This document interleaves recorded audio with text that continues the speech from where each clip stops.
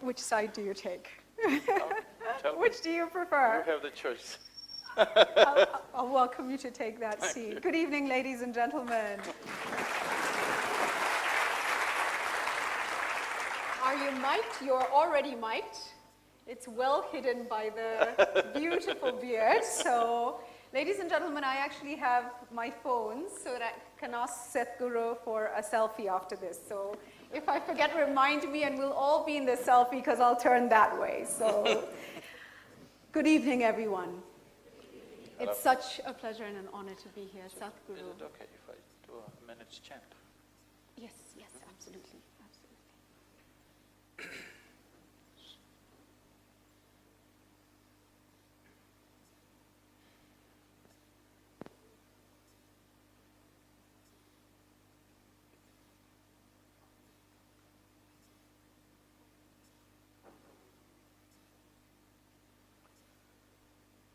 Jananam sukadam maranam karunam milanam maduram smaranam karunam Kalavashadya Sakalam Karunam Samayadipate Akilam Karunam.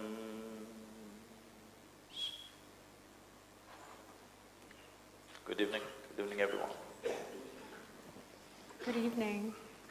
For those of us who don't understand, and there may be some in the room, what did you sing?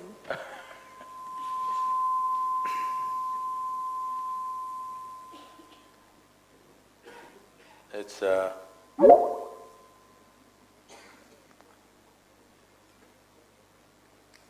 chant which in some way describing the human condition. Birth is a pleasure because you can see… Can somebody fix the feedback, please?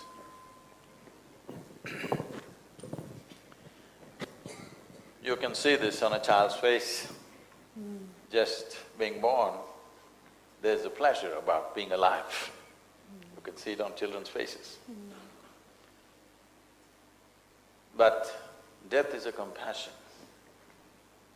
We're glad that we can all die one day. Right now, if I mention this word, there'll be a lot of anxiety in people.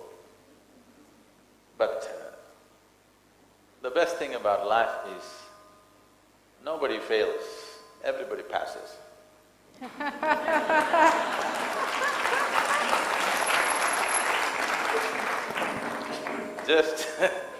Just imagine, because you did not do life good enough, they detained you.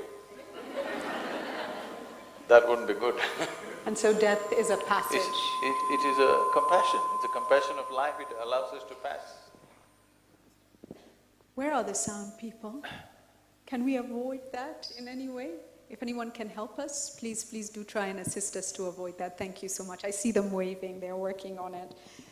That's amazing. And the next part of it means… So we may think of many things about our lives. Right now we have come here, we will go there, we will go to many places, we'll do many things. But as far as our physical self is concerned, the body is concerned,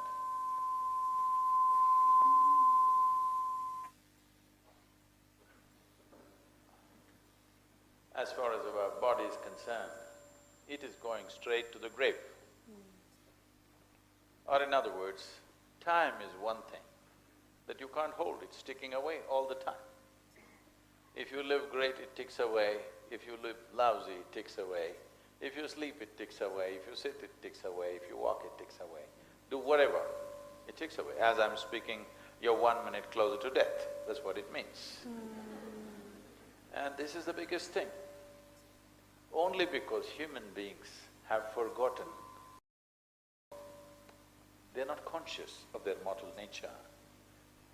They can invest their time in so many things which doesn't mean a damn thing to them. If they were conscious today that time is ticking away, they would do only what really matters. If all of us do only what truly matters to every one of us, this would be a fantastic place to live. That's so powerful, it's so powerful. And I hear you laughing. I'm kind of stunned by the reality of it, especially when we look at society and the fact that so many people are unconscious. And I'll come back to that. But I want to bring us to the conversation, which is the future of the feminine. And I do have some questions in relation. They've ruled Deep the past, questions, they're ruling the present, they'll rule the future. The women, good. Questions answered, no. So let me start with a deep one. And you know, I always like to look at my background and my culture, and in so many ways I think I embody two different cultures. My father is from, his family was from Kashmir. My mother's family is Kenyan African. And I see… Hey, you yes. cannot say that he's from Kashmir, you must say he's from India. Oh, no, oh, I didn't say which side he ended up on, by the way. Sorry. We're not into politics yet. We're going to come to politics in just a short while. Because right now there's a law in the country. Oh, is there? Yeah. Oh, I'm treading on dangerous ground now. My father then is originally from India, so let's make it clear. I grew up in a family where, and for all the girls in the house who went through this, you will understand, you say something at the table and nobody notices you said it. In 5 minutes, one of your brothers says it five minutes later, and everybody says, "Oh, what an intelligent thing." How many ladies went through that growing up? Do we see? I see a few hands, and I see hands, and you're wondering, you know, am I not here? Am I not present? What's going on? What is the problem with our society and our culture, and why do we hold women down so much? See,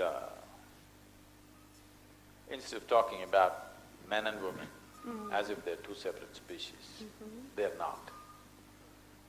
The feminine and masculine, if you address life in that sense, we must understand that feminine will have a significant role to play. Feminine will find some respect and regard only if we structure a society in a very balanced way. If, as we are structuring our societies everywhere in the world today, that economics is the only important thing in our life. Today, if you say in Nairobi or in Kenya, this is a big man, it does not mean he has a big brain. It does not mean he has a huge heart. It does not mean he has something else big. It means he has a big pocket.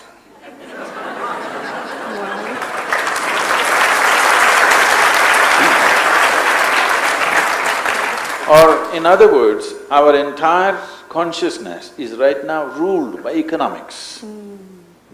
Economics means just over-glorification of simply, survival process. Complicating survival process like never before, to provide something for our well-being, for our comfort, convenience and survival, we have to arrange something. This arrangement is slowly raising to such a pitch as if it belongs to heaven in the world. When economics is the driving force, the role of the feminine will become less and less and less. Only when in our lives, in our societies, there is equal significance for art, music, love, aesthetics and many other subtler aspects of our life, then feminine will have an equal role. Now you structure a society so skewed and you're wondering why feminine doesn't have a role, well, it cannot have. Women can succeed today in this world only if they're like men. There is no other way to succeed, because they have to become masculine, because the social significance or the world's the significance of human societies has shifted from all other subtleties to one crudeness of economics. Wherever you go today, what is the conversation? Economy. Can you beat it? At least they were talking about weather some time ago. So it's a no-win situation for women. No, women may win, but feminine will lose out. Wow. Unless we restructure our societies, giving equal significance to all the subtler aspects of our life, where naturally feminine will become prominent and important in our lives. That's powerful. It means we need to restructure society, and I'll come later. Our priorities have to change. Yeah, and we have to start with everyone, because I'll come to that, because that is coming, that is yet to come. Back to the family, ladies and gentlemen. If you look at much of our societies in Africa, in Asia, and all over the world, there is a struggle when it comes, and I'll bring us back to feminine and masculine as in the gender. And we do see the prevalence of gender violence, something that we're dealing with a lot. And for instance, even fighting ills such as female genital mutilation and trying to re-educate people, it's a huge issue. Within homes, how do we bring up young men who respect and love women? And how do we bring up young women who are confident and demand love and respect? How do we do that and break the current balance?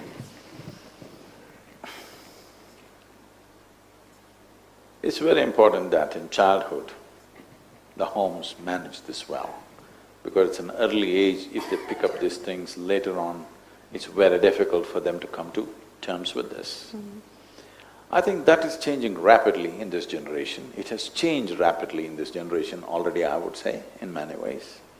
Today, it's very common, at least in India, that the girls are doing way better than boys in most of the educational institutions. And a whole lot of parents choose to have girls rather than boys. No, there's an ulterior motive in this. Okay. Because if you have a girl, you just have to take care of till she's maybe 18, 20, 25. Boy means you don't know, he may be on your hands forever. Oh dear, okay. Parents want to be done with the project at some time. Project children must be over at some point. Right. So, things are changing, I think rapidly, very seriously changing. It is just that the violence within the families is unfortunate. Once again, it is… I would say, it is not essentially against women. The violence is not against women. Right now, we have adopted this mentality. There's a whole lot of violence against children, irrespective of their gender. So what this shows is, we are willing to beat up anybody who is little weaker than us. Not necessarily women, I'm saying. So, this is always misunderstood as this is violence against a particular gender. No. If they find anybody little weaker than them, they'll beat them up. We're terrible people. No. It comes back to the consciousness, and that is sad. So this is because if you bring up a society essentially on the identification of your physical form or your body, if I have a stronger body than you, naturally I think I can do things with it, all right? This is why spiritual process is important, because spiritual process does not mean looking up or looking down or looking heavenward or something else. Spiritual process means your experience of life has touched a dimension beyond physical nature. Once your identification shifts to something beyond your physicality, then your physical dominance is not of any significance to yourself. When it's not of any significance to yourself, you will not try to manifest this in the world as a physical dominance. It is wanting to dominate. And now because we are identified with the body so much, we will try to dominate physically, which is experienced as violence by somebody else. But pushing somebody away and going, that person doesn't think it's violence, he thinks it's his right because he's bigger, of course. So, wow. Staying within the home, Sadhguru, and the relationship dynamics of the family. In my family, I have one daughter and I have sons, many sons. Say, you're also prejudiced. Oh no! On which side? On which side would you think? On which side would you think? On the male side. How did you know? So, okay, so in my family… You have 4 boys. Yeah, there we go. But my daughter is very close to her father. Do we have that in many families? Where the young lady can get anything from daddy, right? And my sons are very close to mommy. What happens in society that when they grow up, you would think then that a man always will treasure a woman. And you know, I think when families get it right, it doesn't go wrong later. Where do we get it wrong? Because clearly in parenting, there's something going wrong.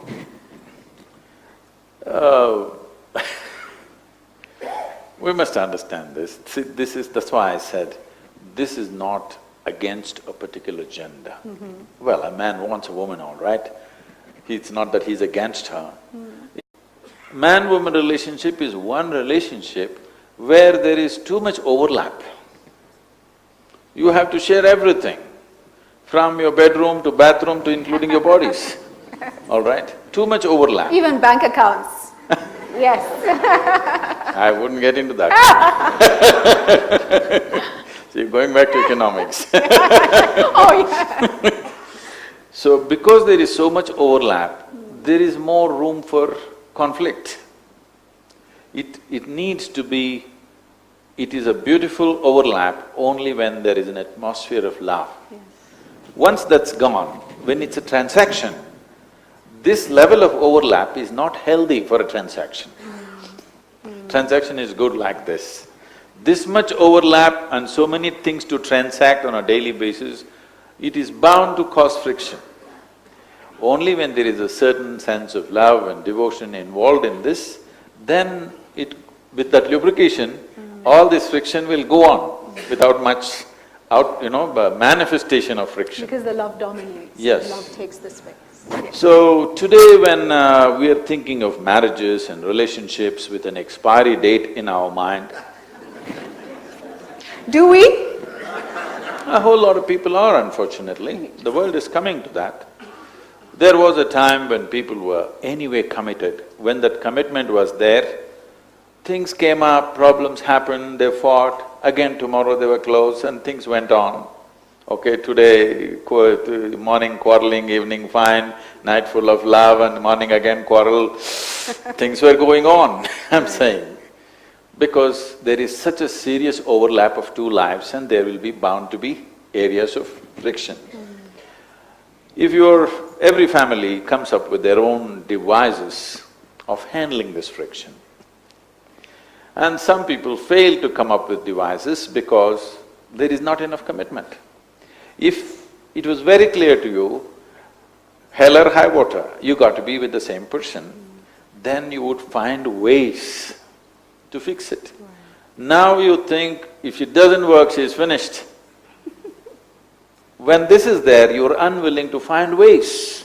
Because between any two human beings, if there is so much overlap, if we are not committed, then being together is difficult. Every small thing flares up into a big thing.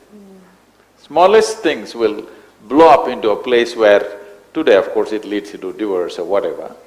This is because there is no long-term commitment, because we think there's always another option. Is it good, is it bad? It's not for me to say that, but I'm just exploring the problem. It's a big problem, and I am focusing on family because really I believe it plays a pivotal role in society. And looking at the society we're living in and the children that we're bringing up, it's so dynamic. If they're looking for positive information out there, they will find what they're looking for. If they're looking for negative information, they'll find it. It's easily accessible. This highly digital world we're living in. What are the key things that you would say we need to teach this young generation to keep them firmly grounded?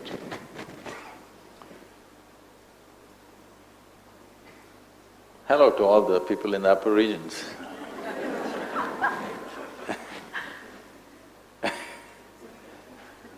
So when a child enters your life, it's like a bundle of joy which has entered your life, with a lot of pain, of course. There's a lot of pain involved in bringing Yes, forth. I can attest to that. The women can attest to that. But when the child came, things that you would have never done in your life, you start doing. You can't sing for nuts even in your bathroom, suddenly you start singing. You can't even bend down and pick up something, you can't touch your toes, but you crawl under the sofa along with your child. You know, you go under the furniture with him or her. Like this, many things. You sing, you dance, you play. You, for moments at least, if not for good, for moments at least you forgot the concrete block that you have become and you became life once again, all right? But somehow, all the adults believe they have to teach something as soon as a child comes. So this is… people ask me, Sadhguru, what is your sadhana? You did not read scriptures, you did not go to a teacher, you did not learn anything, but you seem to know everything, how is it? I tell them, this is the only thing that I did in my life is, I made sure that I am not influenced by anybody around me, whether it's my parents or the culture around me or the teachers or every adult around, because every adult around you is trying to teach you something that's not worked in their life. Oh my goodness.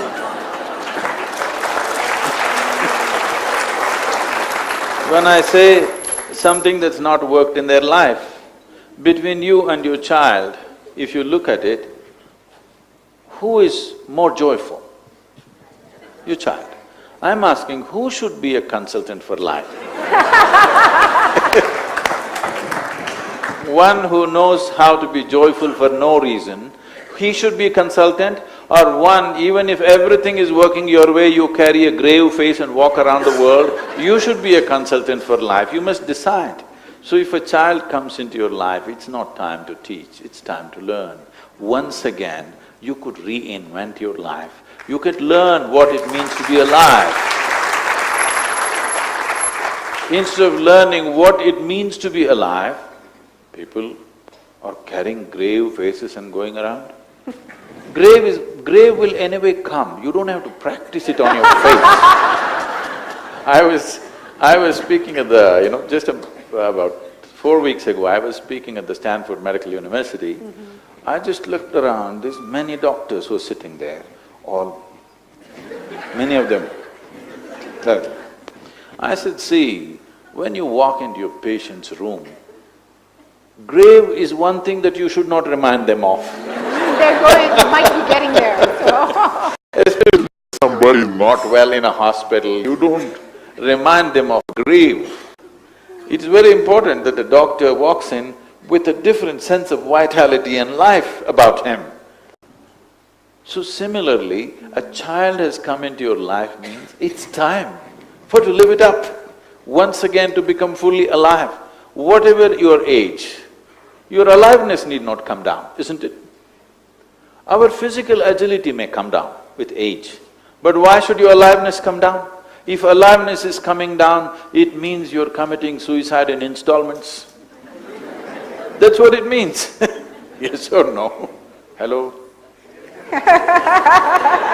I'm talking to you, hello. Wow, that's powerful. So children have come, time to understand how to make something out of nothing. That's what a child is.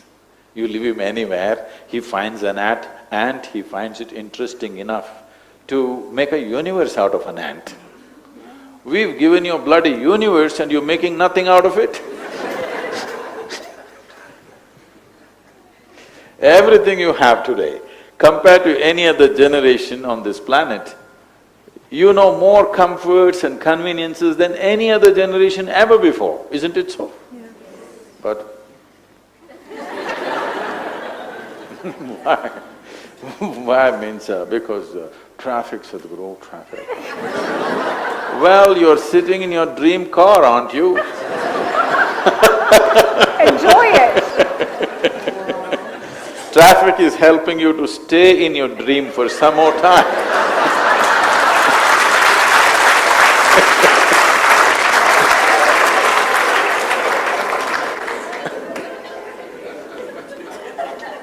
You know, what you've just told us is stop trying to teach your children and start learning from them, start living. We're such a complaining generation of people. Oh, we are the most whining generation on the planet, ever. You come to Kenya at a time when we have anti-something demonstrations, then we have anti-demonstration demonstrations, then we have anti-demonstration demonstrations. And you know, the ordinary Kenyan is caught in the middle of it wondering what's going on. So I must talk about political leadership for a moment, if you will allow me. Can we? Yes. For a moment? Yes. Sadhguru, what's wrong with our politicians? In so many… I'm just… the most basic question, right? In so many of our countries, and I think in many ways India is similar to Kenya, very vibrant countries, you know, alive and brimming with opportunity. We know what we must do, and we just never seem to be doing what we know that we must do. Why? Why? What's wrong?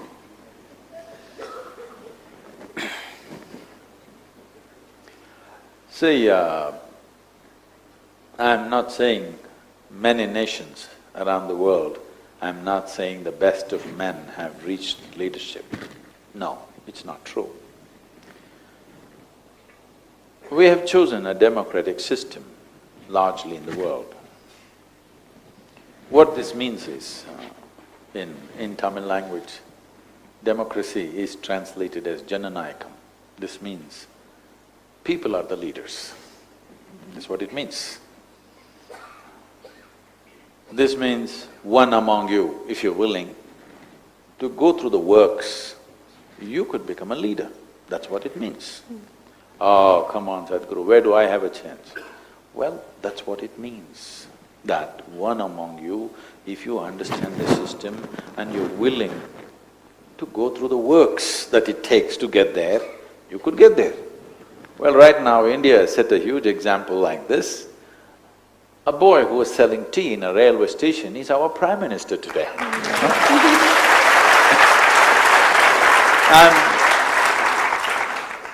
I'm not bowing down to the man, I'm not made like that.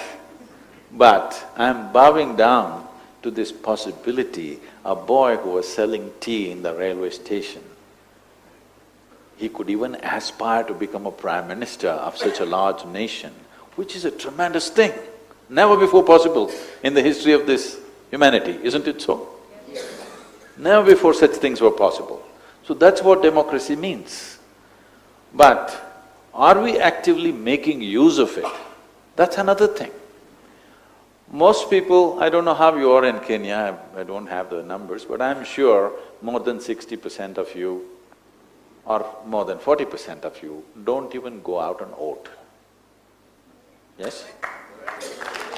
So, that is just one day in 5 years. Even that you can't do. But democracy does not mean just casting your vote. Democracy means there are many instruments in the system that every day you are supposed to exercise. You are supposed to rule. You have appointed somebody to do the job, but you are supposed to rule. But you think it's his job to do, well, he is doing it the way he knows it. You must be okay with it, you shouldn't complain. When you're unwilling to take responsibility for your own well-being and the well-being of your society and your nation, you shouldn't complain, isn't it? Because you're only sitting down for dole-outs. This is what you get. A beggar shouldn't complain, isn't it? You are not behaving like a leader, you are not behaving like a Jananayaka, a leader, a people being leader. People are not behaving like leaders, are they? They're behaving like beggars. When you behave like beggars, you should not complain. You can crib in your corner, but you cannot complain because you have no right to complain. because you are not exercising the instruments of democracy as you should. Like in India, we have a saying, you only get the kind of leadership that you deserve. For in many ways, we've been indolent. We've been sitting back and, in India this is a thing, I'm sure in Kenya also. If you go to a tea shop, anywhere, India is full of tea shops, okay? If you go to your tea shop, the guy who's selling tea, making probably 50, 100 cups of tea in a day, that's his job, he will tell you how Prime Minister should function. And he knows. He knows. He has, yes. No, he knows. Yes. And he not only knows that, if you know some cricket, Yes. he will tell how the Tendulkar, whoever, how he doesn't know the batting technique, how he should bat, all right? He will has advice for everybody. Only problem is he doesn't know how to make good tea.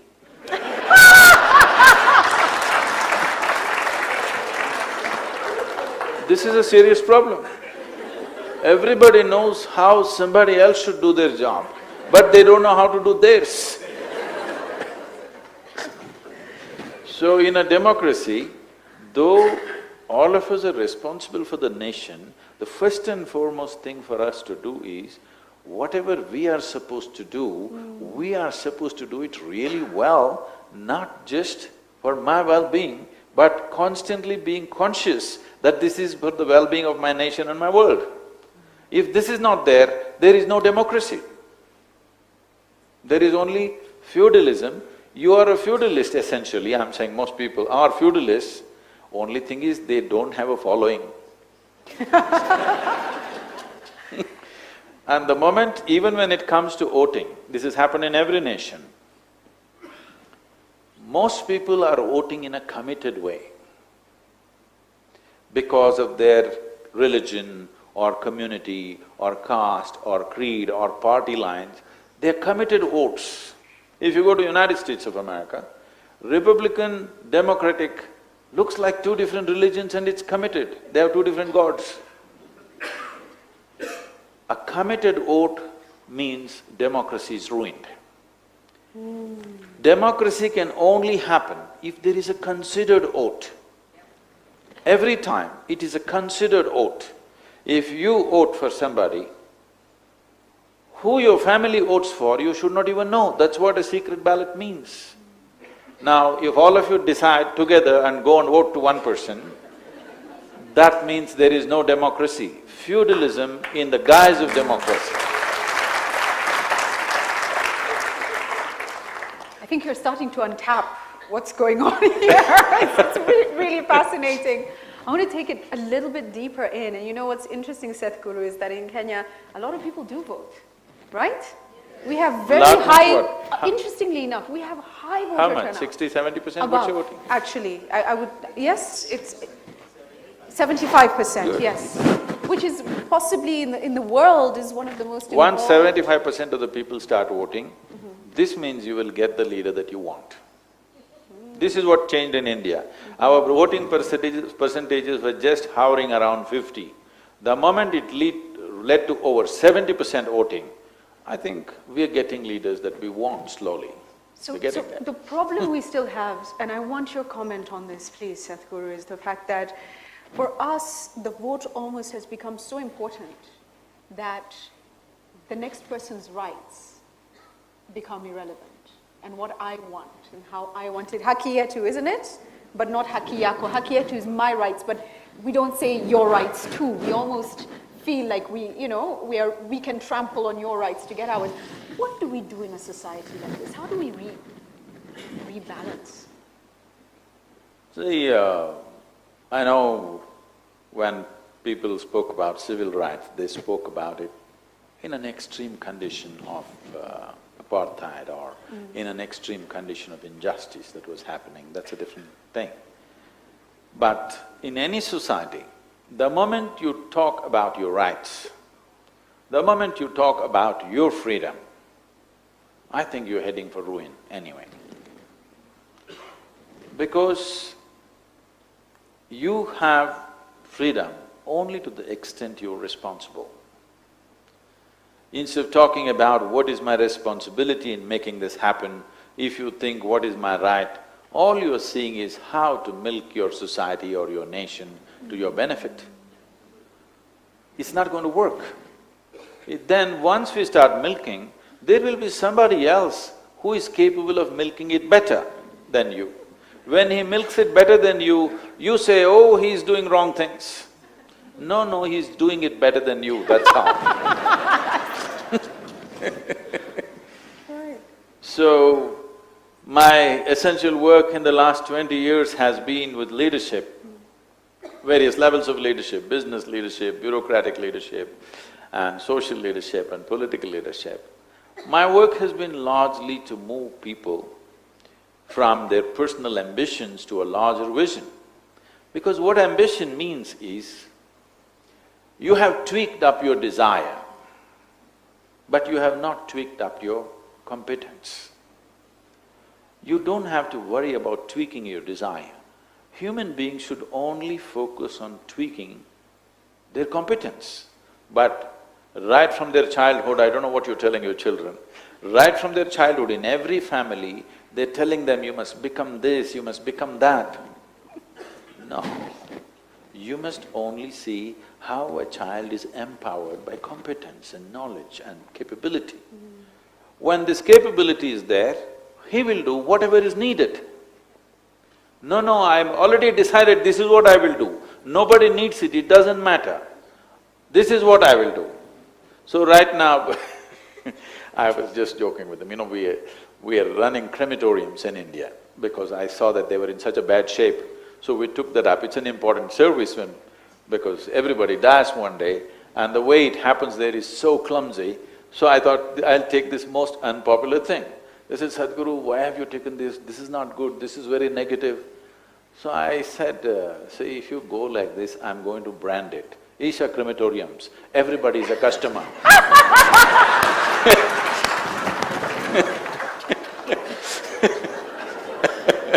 Did they then stop bothering you? See, we have decided what is better than something. Once you do this, I must tell you this. When my girl was growing up, she traveled with me wherever I went and even as an infant. One thing I told everybody is, don't anybody try to teach her anything. No ABC, no 1, 2, 3, no languages, no what is right, what is wrong, don't teach her anything. Just leave her alone. I made sure she was exposed to every kind of people. I stayed in the poorest of homes, in tribal huts. I stayed in the best possible homes in the world, all kinds of things, which gave her a sense of balance about people. Even today, anywhere you put her, she's just comfortable. With so much ease with any class of society, she managed. And I made sure nobody teaches her anything. So when she was around 13 years of age, she came up to me and she was emotionally disturbed about something. So she came up to me and said, you're teaching everybody something, not telling me anything. I wanted that moment to come. I didn't want to be a teacher to her. So I said, see, this is all you have to learn. This is all. Never look up to anybody. She looked at me. I said, even me. Never look up to anybody. Never look down on anybody. This is all. Once you don't look up to anything, nor look down on anything, you will see everything the way it is. When you see everything the way it is, you will navigate through this life effortlessly.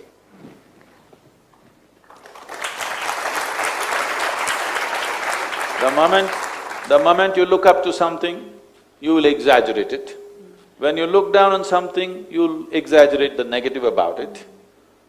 If you don't look up or look down, you will see everything just the way it is, and that's all that's needed. For every solution, for every problem that is there, to find solutions, all that is necessary is we are able to see it just the way it is. But right now, we are thinking our problem is of our politicians. No, that politician was just one of us yesterday. Today, He's taken the trouble of getting there. You sat in the comfort of your home and commenting endlessly. You're a running commentary about everything. Right. But making bad tea, yeah. True, true. So I'm bringing us back for a moment to family, Sadhguru, and one of the things happening in Kenya with much of our young society is that we have a lot of single families. How many single parent families, how many people are aware of this happening in society today? A lot of women are left with the burden of bringing up children and struggling through, and it's really very sad. And I remember, I'm looking back at when I first got married, and you know, you get very few lessons on marriage. You kind of get in and you have to kind of figure it out, right? And in many ways, it took some time to understand that exactly what you've told us, when you know unconditional love comes from your partner, everything is solvable. And so you put that first and you build up and you build up. A lot of young families seem to be going in without the tools to get through those really difficult, tough times. Sometimes they don't even get to the point of marriage and family. What advice would you give young people courting or young people in a situation where they feel alone and abandoned and they're wondering, what's gone wrong? How do I get it right the next time, maybe? Love is important, right? Yes. A lot of young people are watching this, so I'm just thinking because they're having, 11 love affairs right now on the Facebook. Okay. On Facebook? Yeah. They're trying parallelly 11 different love affairs, hoping one of them will fall into place.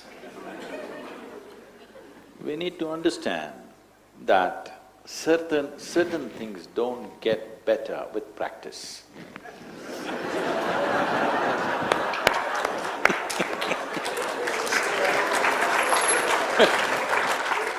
Wow. It is when men and women came together in marriage. I'm talking about another time, not to the current population, I'm talking about another time, all the oldies who are here. When men and women came together in marriage, they knew nothing about anything about each other. Even looking at a woman directly was a taboo, and now for the first time they looked at this woman. Everything was new and fresh.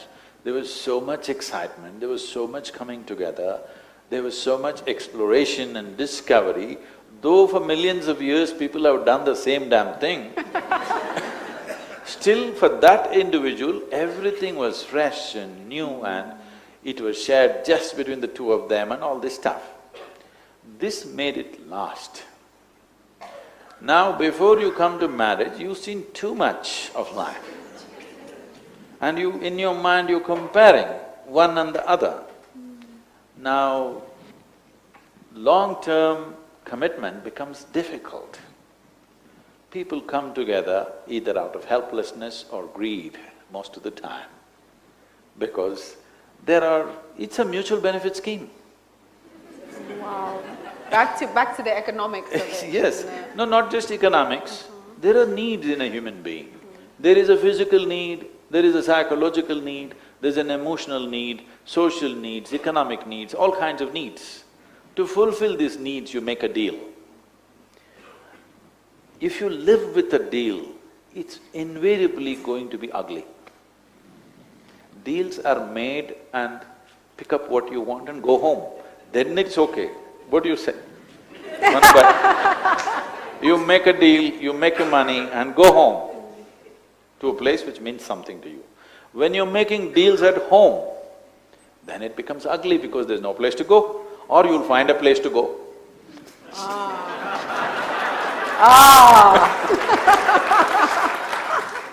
Ladies and gentlemen, I'm going to come to you in just a moment because we do want to take your questions for Sadhguru as well.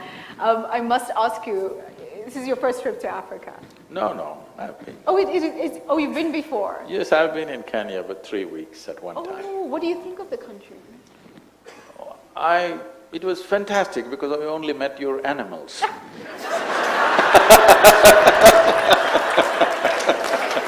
That's terrible. They say we are the warmest people in the world. No, I'm not saying people are terrible. I said I met only the animals and it was fantastic. This time I've come to meet the people. Well done. I'm not on a safari this time. Well done.